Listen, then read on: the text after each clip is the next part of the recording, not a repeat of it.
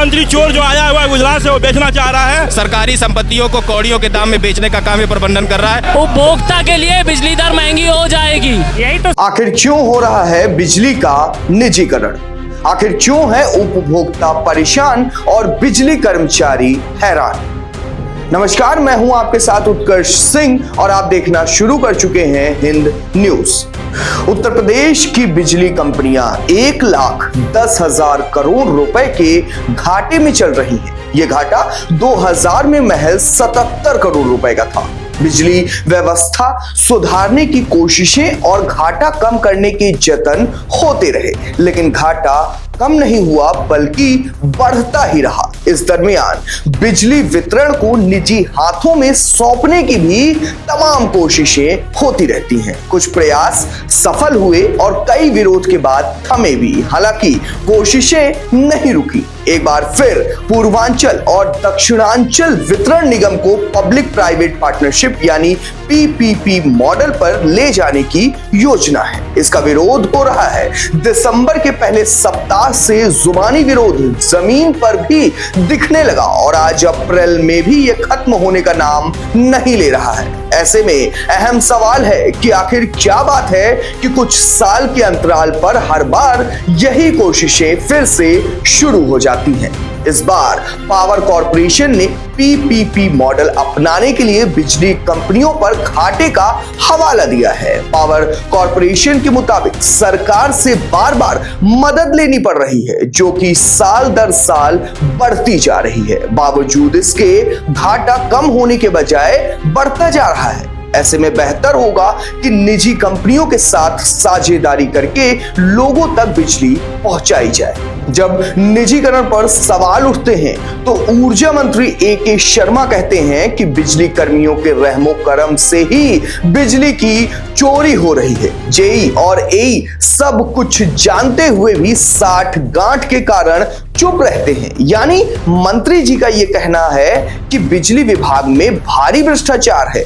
तो क्या भ्रष्टाचार खत्म करने का सिर्फ यही एक उपाय अब माना जाए? इतना ही नहीं बल्कि पावर सेक्टर पर निजी कंपनियों की भी नजर है। वो इसलिए क्योंकि इसमें उन्हें किसी भी तरह की लागत नहीं लगानी होगी। मसलन बिजली का उत्पादन हो रहा है, लाइनें पहले ही बिछी हुई हैं और वितरण व्यवस्था पहले ही चल रही है। ऐसे में कंपनियों को सीधे प्रबंधन की जिम्मेदारी लेनी है। ऐसे में उनके लिए ये बिना बड़ी पूंजी लगाए एक बड़ा सौदा है। वे पहले दिन से प्रबंधन की जिम्मेदारी संभाल कर काम शुरू कर सकते हैं। लेकिन सरकार और निजी कंपनियों के सामने जो सबसे बड़ा रोड़ा सामने आ रहा है वो है इंजीनियर और कर्मचारियों का, जो इस पर लगातार अडिग हैं और ये संकल्प ले चुके हैं कि निजीकरण नहीं होने देंगे। तो आखिर क्या है उनकी दिक्कतें और क्यों हैं वो निजीकरण के खिलाफ? इसे हम और बेहतर तरीके से समझने के लिए जानते हैं हमारे हिंद न्यूज के ग्राउंड रिपोर्टर अंबर शुक्ला से, जो लखनऊ में बिजली कर्मचारियों के लगभग सभी धरनों में मौजूद रहे। अंबर, बताइए हमारे दर्शकों को कि आखिर क्यों इतना बवाल मच रहा है बिजली निजीकरण को लेकर और उनकी मांगें आखिर हैं क्या?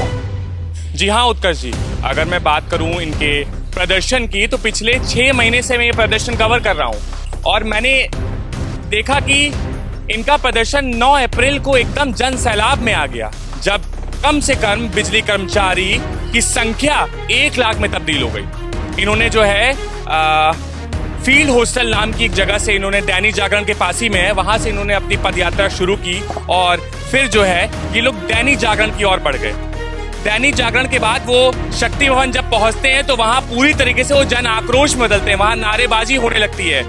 प्रशासन की शक्ति भवन के गेट के सामने बड़ी बड़ी बैरिकेडिंग लगा दी जाती है कांटों की और सारे गेट बंद कर दिया जाते हैं कि कोई भी जितने भी प्रदर्शनकारी है वो कोई भी अंदर ना जा पाए। और उसके बाद वो आगे की तरफ बढ़ते हैं हजरतगंज से वापस वो पैदल यात्रा करके जो है अपने फील्ड हॉस्टल पहुंचते हैं। धन्यवाद अंबर जी। तो अब बात करते हैं उपभोक्ताओं की कि आखिर उनको इसका नुकसान क्या है।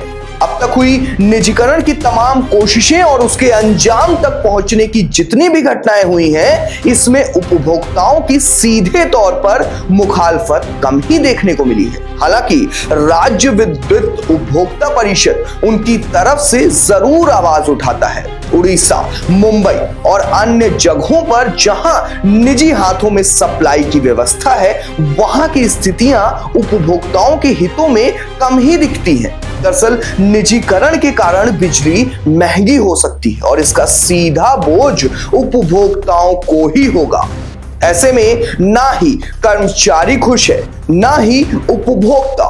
तो आखिर सरकार की मंशा किसे खुश करने की है, ये एक बड़ा सवाल है। ऐसी ही तमाम खबरों के लिए बने रहिए हिंद न्यूज के साथ।